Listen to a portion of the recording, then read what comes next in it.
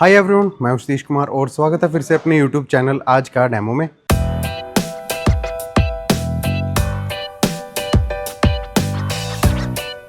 आज हम आपके लिए डेमो करने वाले हैं डोमेस्टिक वाटर कूलर्स के बारे में, जो कि आप अपने स्कूल, धर्मशाला या फिर मंदिर वगैरह में जो लगाते हैं हम। फिलहाल हमारे पास आपका 20 लीटर और 80 लीटर दो कैपेसिटीज अवेलेबल हैं। एक वाटर कूलर खरीदते टाइम आपको किन बातों का ध्यान रखना है, उसको इंस्टॉल कराते टाइम किन बातों का ध्यान रखना है, और इंस्टॉल होने के बाद उसकी साफ सफाई में आपको किन बातों का ध्यान रखना है, हर एक चीज की हम डिटेल में बात करेंगे। किस मटेरियल का आपको वाटर कूलर किस प्लेस के लिए खरीदना चाहिए, सारी चीजों की आपके साथ डिस्कशन की जाएगी। एक अच्छा वाटर कूलर अगर आप खरीदना चाहते हैं तो बहुत सारे ब्रांड्स के जो मेन वाटर कूलर्स हैं उनका परचेज लिंक मैंने नीचे डिस्क्रिप्शन में दे दिया है, जहां से आप एक अच्छा वाटर कूलर अपने लिए खरीद सकते हैं। मेरे प्राइस और ऑनलाइन प्राइस में कोई भी गैप आपको देखने को नहीं मिलेगा, बट सेम प्राइस के अंदर वहां से आप वाटर कूलर को खरीद सकते हैं। तो जल्दी से स्टार्ट करते हैं और बताते हैं आपको इनके बारे में कंप्लीट डिटेल। बेसिकली मार्केट के अंदर दो तरह के वाटर कूलर अवेलेबल हैं, जिसके अंदर जो सबसे पहले चीज आपने देखनी होती है कि एक वाटर कूलर मार्केट के अंदर मिलता है आपको फुली स्टेनलेस स्टील के साथ, जैसे कि ये वाला मॉडल है।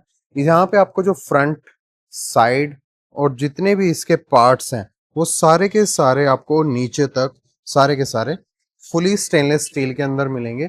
ऊपर का जो डोर है वो भी आपको स्टेनलेस स्टील में ही देखने को मिलेगा, और जो अंदर टैंक है वो भी आप यहाँ पे चेक कर सकते हैं, पूरे का पूरा स्टेनलेस स्टील के अंदर देखने को मिल जाएगा। जो ज्यादा अच्छी और बेटर क्वालिटी के वाटर कूलर्स होते हैं उनके अंदर जहाँ पे आपके पाइपिंग वगैरह फिट होते हैं वो भी आपको पीतल के देखने को मिलेंगे। नॉर्मली इनके अंदर आपको मेटल के देखने को मिलते हैं, बट अच्छे जो वाटर कूलर्स हैं उनके अंदर आपको जो ये नट वगैरह हैं ये सब आपको पीतल के देखने को मिलेंगे, क्योंकि ये लॉन्ग लाइफ होते हैं और इनको जंग वगैरह भी नहीं लगता। दूसरा जो वाटर कूलर मार्केट के अंदर आता है वो आता है आपका जस्ट फ्रंट से स्टेनलेस स्टील के अंदर, जैसा कि अभी ये वाला मॉडल है। साइज छोटा है बट इसके अंदर आपको अलग अलग साइज से मिल जाते हैं। जैसे कि यहाँ पे आप चेक कर सकते हैं, थोड़ा सा मैंने उतारा है। ये इसका जो फ्रंट है सिर्फ वो स्टेनलेस स्टील का है, बाकी साइडों से ये पूरा मेटल बॉडी है, लोहे का ही है। कहीं से भी इसके अंदर आपको स्टील देखने को नहीं मिलेगा, और ऊपर की तरफ से भी ये पूरा मेटल ही है नॉर्मल। बाकी इसके अंदर आपको जो टैंक मिलता है वो भी आपका स्टेनलेस स्टील के अंदर ही देखने को मिलेगा। पार्ट्स इसके भी आपको यहाँ पे पीतल के ही देखने को मिलेंगे, जहाँ पे पाइप वगैरह अटैच होते हैं। यहाँ पे जो सबसे छोटा साइज होता है उसके अंदर आपको सिंगल टैप देखने को मिलती है, ये भी आपकी स्टील की टैप है। और जो इससे थोड़ा बड़ा साइज का है, जैसे कि ये 20 लीटर का है, इसके अंदर 20 लीटर ही स्टोर होता है, 20 लीटर ही ठंडा रहता है। दूसरा जो ये साइज है ये 80-40 का है, जिसके अंदर आपको 80 लीटर की स्टोरेज होती है और 40 लीटर पानी ठंडा रहता है। यहाँ पे आपको इसके अंदर दो टैप देखने को मिल जाएगी, दोनों ही स्टेनलेस स्टील की हैं। जो छोटे वाला मॉडल है उसके अंदर जो शू मिलता है आपको, पावर शू, वो आपको नॉर्मल साइज का मिलता है, जो कि किसी भी सॉकेट के अंदर लग सकता है। जो बड़े साइज का उसके अंदर आपको पावर शू देखने को मिल जाता है, ये आपका बड़े सॉकेट के अंदर ही लगेगा, पावर सॉकेट के अंदर।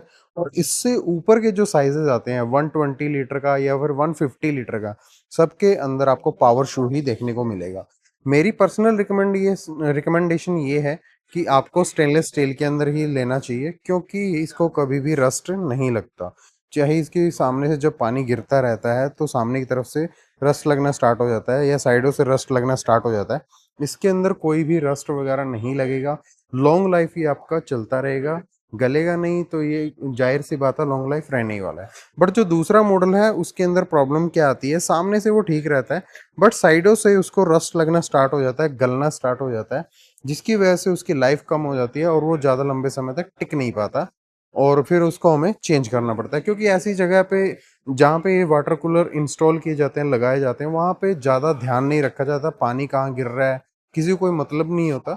तो इसलिए आपको मेरे ख्याल से एक स्टेनलेस स्टील का वाटर कूलर ही खरीदना चाहिए। बाकी इनकी जो इंस्टॉलेशन है वो आपको फ्री ऑफ कॉस्ट नहीं मिलती, यहाँ पे जस्ट आपको जो ड्रेन पाइप है वो साथ में मिलेगा, और इसके अंदर आपको प्लम्बर को बुलाना पड़ेगा इसको बेसिकली फिट करने के लिए।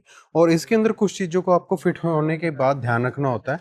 जैसे कई बार क्लीनिंग के लिए मेनली क्या होता है, टैंक वगैरह क्लीन करने के लिए इन पॉइंट्स को हमेशा आपने ध्यान रखना है।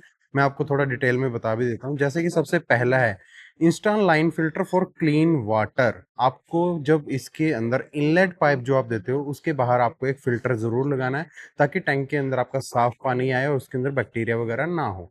उसके बाद ये है accumulation of muck and iron particle carried through uncleaned water inside the tank is main cause of tank related problems. To prevent, clean the tanks and dip tray thoroughly at least once in a week by using cleaning powder.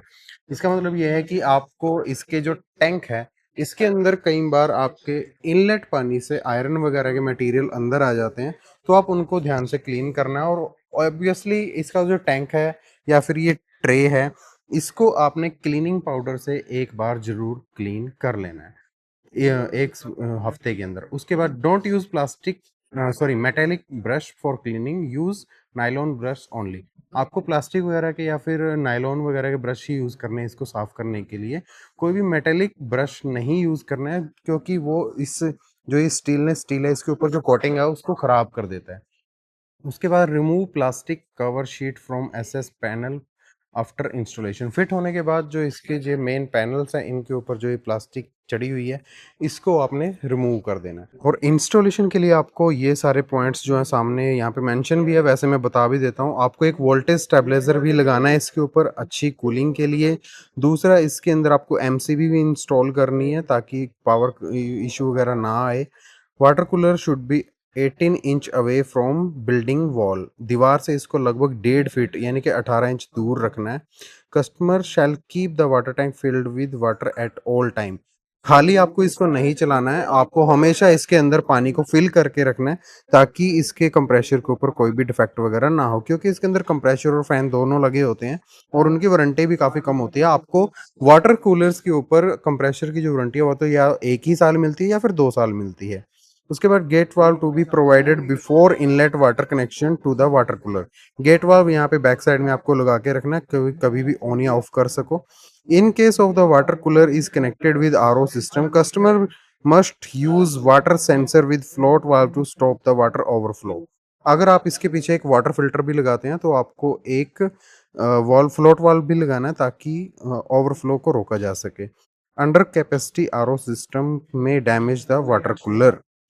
छोटा अगर RO system लगा हुआ है और वो पानी अच्छे से इसके अंदर नहीं भेज रहा, कम कैपेसिटी में भेज रहा है, तो वो वाटर कूलर को डैमेज भी कर सकता है। तो इन सारी चीज़ों का आपने कोई भी किसी भी ब्रांड का वाटर कूलर इंस्टॉल करते टाइम ध्यान रखना है। तो कैसा लगा आपको आज का हमारा डेमो वीडियो? आपको आशा करता हूँ पसंद आया होगा। आपको सारे पॉइंट्स क्लियर हो गए होंगे कि किस टाइप का आपको वाटर कूलर खरीदना है, कैसे उसकी देख रख रखाव करनी है, हर एक चीज़ आपको समझ में आ गई होगी। तो इसी के साथ आज के डेमो वीडियो को यहीं पे एंड करते हैं और मिलते हैं आपसे ऐसे किसी नए प्रोडक्ट्स के नए डेमो के साथ।